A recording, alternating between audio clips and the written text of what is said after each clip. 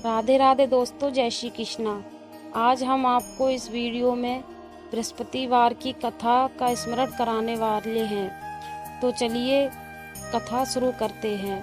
देव गुरु बृहस्पति को बुद्धि और शिक्षा का कारक माना जाता है। गुरुवार को बृहस्पति देव की पूजा करने से धन, विद्या, मान सम्मान, प्रतिष्ठा और कई अन्य मनोवांछित फल की प्राप्ति होती है। धार्मिक ग्रंथों के अनुसार गुरुवार को भगवान बृहस्पति की पूजा का विधान है। गुरुवार के दिन व्रत और कथा सुनने से घर परिवार में सुख समृद्धि बनी रहती है। आइए जानते हैं गुरुवार व्रत कथा के बारे में। कथा के अनुसार प्राचीन काल की बात है। किसी राज्य में एक बड़ा प्रतापी और दानी राजा राज करता था। वह हर गुरुवार को व्रत रखकर दीन दुखियों की मदद करके पुण्य प्राप्त करता था, परंतु ये बात उसकी रानी को अच्छी नहीं लगती थी। वह न तो व्रत रखती और न ही दान पुण्य में विश्वास रखती थी। इतना ही नहीं, वह राजा को भी ऐसा करने से मना करती थी। एक समय की बात है, राजा शिकार खेलने के लिए वन गए।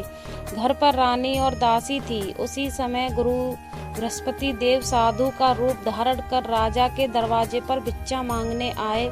साधु ने जब रानी से भिक्षा मांगी तो वह कहने लगी, हे साधु महाराज, मैं इस दान और पुण्य से तंग आ गई हूँ। आप कोई ऐसा उपाय बताएं जिससे कि सारा धन नष्ट हो जाए और मैं आराम से रह सकूं। इतना सुनकर बृहस्पति देव ने कहा, हे देवी, तुम बड़ी विचित्र हो।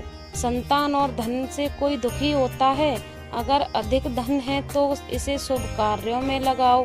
कुंवारी कन्याओं का विवाह कराओ। विद्यालय और बाग बगीचे का निर्माण कराओ, जिससे तुम्हारा दोनों लोग सुधरे।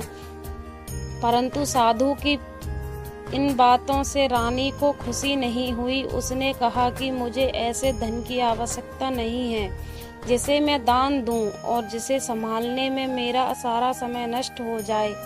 तब साधु ने कहा, अगर तुम्हारी ऐसी इच्छा है तो मैं जैसा तुम्हें बताता हूँ तुम वैसे ही करना।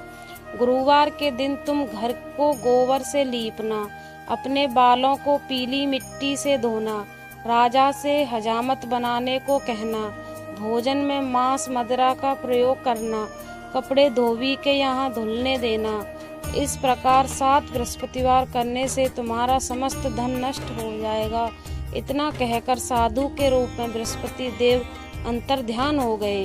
साधु के अनुसार कई बातों को पूरा करते हुए रानी को केवल 3 बृहस्पतिवार ही बीते थे कि उसकी समस्त धन संपत्ति नष्ट हो गई। भोजन के लिए राजा का परिवार तरसने लगा।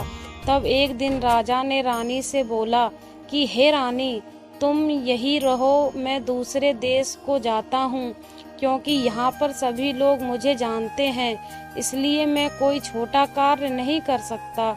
ऐसा कहकर राजा दूसरे देश चला गया। वहाँ वह जंगल से लकड़ी काट कर लाता और शहर में बेच देता। इस तरह वह अपना जीवन व्यतीत करने लगा। इधर राजा के परदेश जाते ही रानी और दासी दुखी रहने लगे। एक बार जब रानी और दासी को 7 दिन तक बिना भोजन के रहना पड़ा तो रानी ने अपनी दासी से कहा, हे दासी, पास ही के नगर में मेरी बहन रहती है। वह बड़ी धनवान है। तू उसके पास जा और कुछ ले आ, ताकि थोड़ी बहुत गुजर बसर हो जाए। दासी रानी की बहन के पास गई। उस दिन गुरुवार था और रानी की बहन उस समय बृहस्पतिवार व्रत की कथा सुन रही थी। दासी ने रानी की बहन को अपनी रानी का संदेश दिया, लेकिन रानी की बड़ी बहन ने कोई उत्तर नहीं दिया। जब दासी को रानी की बहन से कोई उत्तर नहीं मिला तो वह बहुत दुखी हुई और उसे क्रोध भी आया। दासी ने वापस आकर रानी को सारी बात बता दी। ये सुनकर रानी ने अपने भाग्य को कोसा। उधर रानी की बहन ने सोचा कि मेरी बहन की दासी आई थी, परंतु मैं उससे नहीं बोली, इससे वह बहुत दुखी हुई होगी। कथा सुनकर और पूजा समाप्त करके वह अपनी बहन के घर आई और कहने लगी, हे बहन, मैं बृहस्पतिवार का व्रत कर रही थी, तुम्हारी दासी मेरे घर आई थी। परंतु जब तक कथा होती है तब तक न तो उठते हैं और न ही बोलते हैं, इसलिए मैं नहीं बोली। बताओ दासी क्यों आई थी?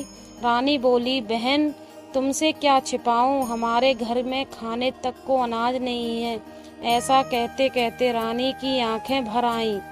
उसने दासी समेत पिछले 7 दिनों से भूखे रहने की पूरी बात अपनी बहन को बता दी।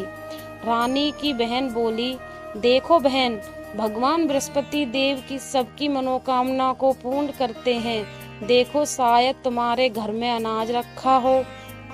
पहले तो रानी को विश्वास नहीं हुआ, पर बहन के आग्रह करने पर उसने अपनी दासी को अंदर भेजा तो उसे सचमुच अनाज से भरा एक घड़ा मिल गया।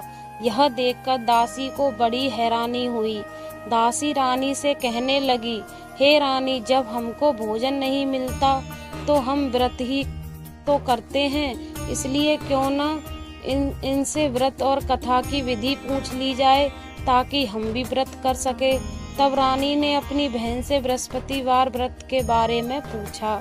उसकी बहन ने बताया, बृहस्पतिवार के व्रत में चने की दाल और मुनक्का केले की जड़ में अर्पित करें तथा दीपक जलाएं, व्रत कथा सुने और पीला भोजन ही करें। इससे बृहस्पति देव और भगवान विष्णु प्रसन्न होते हैं। व्रत और पूजा की विधि बताकर रानी की बहन अपने घर को लौट गई। 7 दिन के बाद जब गुरुवार आया तो रानी और दासी ने व्रत रखा। वह घुड़साल में जाकर चना और गुड़ लेकर आई, फिर उससे केले की जड़ तथा विष्णु भगवान की पूजा की। अब पीला भोजन की चिंता को लेकर दोनों बहुत दुखी हुई। चूंकि उन्होंने व्रत रखा था, इसलिए बृहस्पति देव उनसे प्रसन्न थे। वह एक साधारण व्यक्ति का रूप धारण कर 2 थालों में पीला भोजन दासी को दे गए।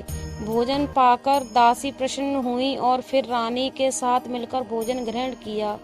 उसके बाद वह सभी गुरुवार को व्रत और पूजा करने लगी। बृहस्पति देव की कृपा से उनके पास फिर से धन संपत्ति आ गई, परंतु रानी फिर से पहले की तरह आलस्य करने लगी। तब दासी बोली, देखो रानी, तुम पहले भी इसी प्रकार आलस्य करती थी, तुम्हें धन रखने में कष्ट होता था, इस कारण सभी धन नष्ट हो गया, और अब जब देव बृहस्पति की कृपा से धन मिला है तो तुम्हें फिर से आलस्य नहीं होने लगा है।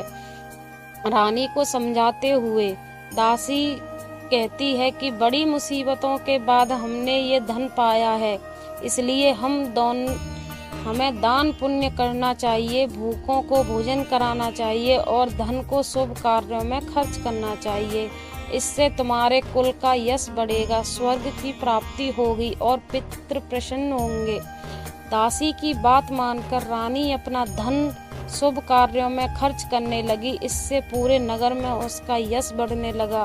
बृहस्पतिवार व्रत कथा के बाद श्रद्धा के साथ आरती की जानी चाहिए। इसके बाद प्रसाद बांटकर उसे ग्रहण करना चाहिए। तो दोस्तों, यह थी बृहस्पतिवार व्रत कथा। अगर आपको हमारी वीडियो पसंद आई हो तो हमारी वीडियो को लाइक करें और चैनल को सब्सक्राइब करना ना भूलें। धन्यवाद।